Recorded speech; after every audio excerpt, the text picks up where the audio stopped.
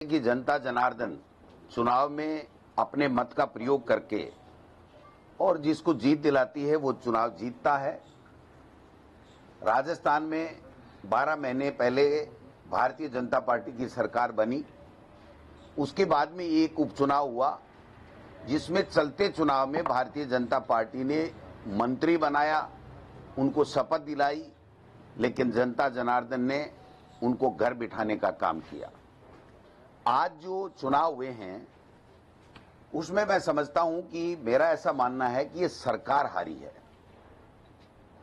भले ही बीजेपी के कैंडिडेट ज्यादा जीते हैं, मैं स्वीकार करता हूं, लेकिन सरकार हार गई क्योंकि जिस दोषा में किरोड़ी लाल जी की प्रतिष्ठा का सवाल, टिकट के लिए 3-4 महीने से उन्होंने आटी पार्टी ले रखी थी, वो कैबिनेट में शामिल नहीं हो रहे थे, इस्तीफा दे रखा था, और फिर पूरे उपचुनाव में उन्होंने एक दिन भी दूसरी जगह प्रचार नहीं किया, केवल और केवल दोसा संभाला।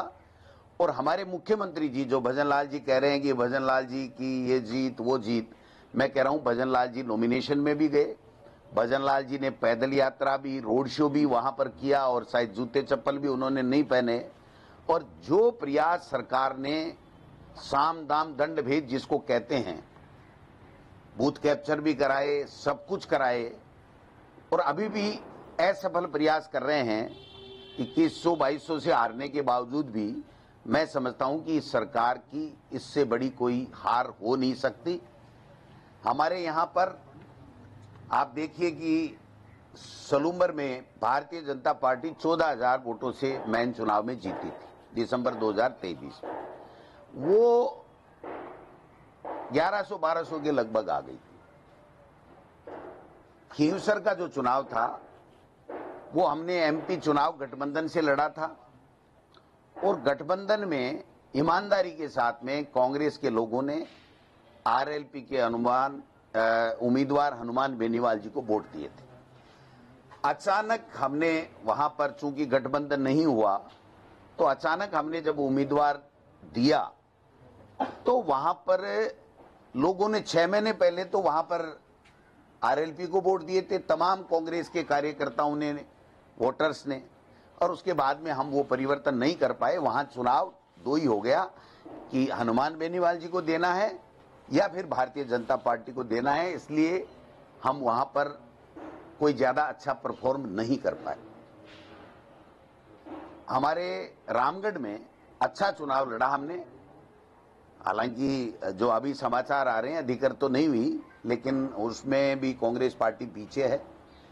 झुंझुनू और देवली उनियारा, ये हमारे लिए मैं समझता हूं कि एक चिंता का विषय भी है, और हमको इसमें मनन करेंगे, मंथन करेंगे कि इस तरीके से किस तरीके से परिणाम आए।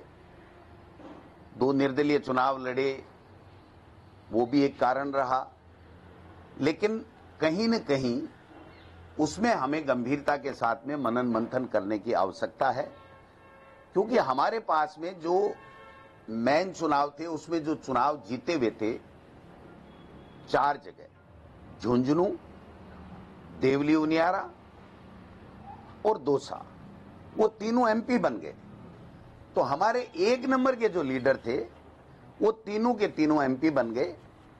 और उपचुनाव में चूंकि हमें सेकंड लाइन तैयार करनी थी और 15-20 साल से वहां पर कांग्रेस के वही एमएलए बन रहे थे जो हमारे एमपी बने, तो उनकी भावनाओं को भी, उनकी अभिशंसा को भी, उनकी राय को भी पार्टी संगठन ने तवज्जो दिया, और उसी के मुताबिक हमने यहां से प्रस्ताव प्रदेश कांग्रेस कमेटी से भिजवाए, और पार्टी आला कमान ने प्रदेश नेतृत्व पे विश्वास करके उन्होंने उनको टिकट दिया।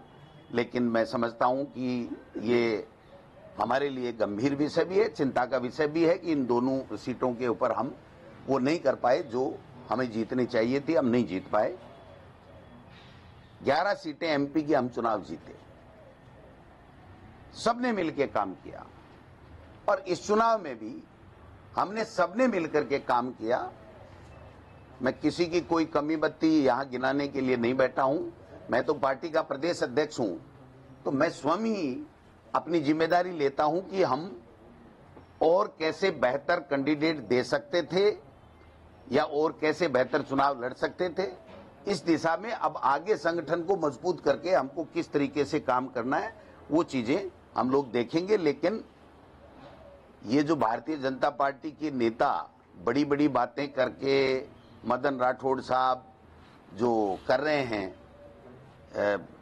प्रेस कॉन्फ्रेंस कर रहे हैं, उन्हीं का कैंडिडेट उन्हीं के ऊपर आरोप लगा रहा है कि सरकार में बैठे हुए लोगों ने एक कैबिनेट मंत्री के भाई को चुनाव हराया। उनके बयान बोल रहा हूं मैं, दूसरे के बयान नहीं बोल रहा हूं।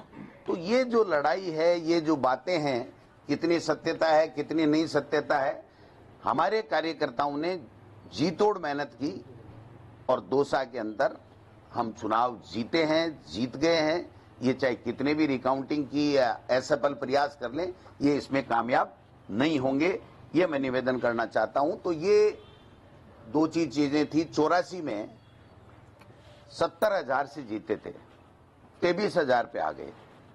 तो ये जो चुनाव होते हैं उपचुनाव, वो लगभग जो सरकार में होते हैं उनके पक्ष में जाते हैं, क्योंकि लोगों को ये लगता है ये 4 साल यही सरकार रहनी है, इन्हीं से हमें काम कराने हैं, ट्रांसफर है, विकास के काम है। क्योंकि आप देखिए पिछले समय 9 चुनाव हुए थे, उसमें से केवल एक भारतीय जनता पार्टी जीती थी, एक भारतीय जनता पार्टी जीती थी। एक समझौते के साथ में आरएलपी से गठबंधन था, तो हनुमान बेनीवाल जी के भाई जीते थे, बाकी सारे हम ही जीते थे, कोई दूसरा थोड़ी जीता था। तो निश्चित रूप से थोड़ा सा एज रहता है सरकार का, लोगों में ये रहता है कि हमें काम कराने हैं और 4 साल यही सरकार रहनी है। लेकिन मैं ये कहना चाहता हूं कि सरकार ज्यादा खुश नहीं हो। इस 10 महीने में 12 महीने में उन्होंने कुछ भी नहीं किया है। और आप देख लीजिए, अगर कुछ किया होता तो एक मंत्री, मुख्यमंत्री सारा जोर लगाने के बावजूद भी, इतना बड़ा कद्दावर नेता है, वो चुनाव नहीं हारता।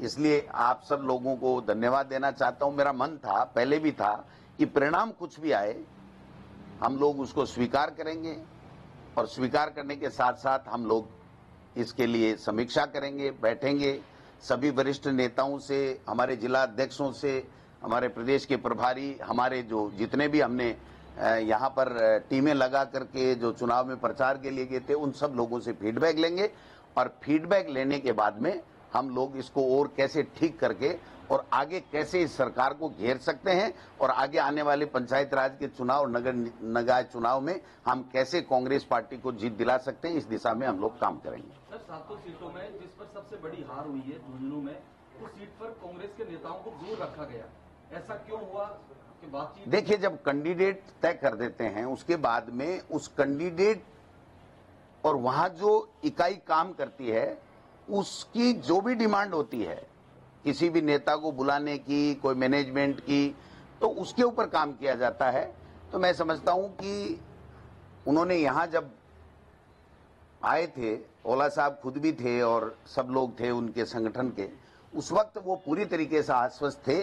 लेकिन मैं समझता हूं कि इसमें कहीं न कहीं कोई कमी रही है, तो उसको हम लोग देखेंगे, समझेंगे। वहां के जो जितनी भी हमारी टीमें लगाई हुई हैं, उन टीमों से हम रिपोर्ट लेंगे, जो ऑब्जर्वर हमने लगाए थे उनसे हम लेंगे और उसके बाद में उसको कैसे ठीक किया जा सकता है, क्या कमियां रही, वो सब चीजें हम लोग बाद में करेंगे। ये जो सीटें थी देवली उनियारा और झुंझुनू, ये बता रहे थे कि कांग्रेस यहाँ पे चुनाव अच्छा लड़ रही थी, लेकिन आप मानते क्या निर्दलीय ने समीकरण बिगाड़ा है? क्या बीजेपी की बी टीम बन के इन दोनों ने काम? देखिए सरकार ने तो साम दाम दंड भेद सब किया ही है। आप देखिए कि किस प्रकार से देवली उनियारा में जो किया गया, 11 बजे किया गया, सुनियोजित रूप से किया गया, और कौन मंत्री और कौन विधायक फंडिंग कर रहा था, कैसे कैसे वहां पर कार्यवाहियां हुई, ये मुझे कहने की आवश्यकता नहीं है। बीजेपी के जो नेता है ना, वो खुद ही बता देंगे कि यहाँ क्या क्या हुआ, सरकार ने क्या क्या अन्यथा हथियार काम में लिए इस चुनाव को जीतने के लिए।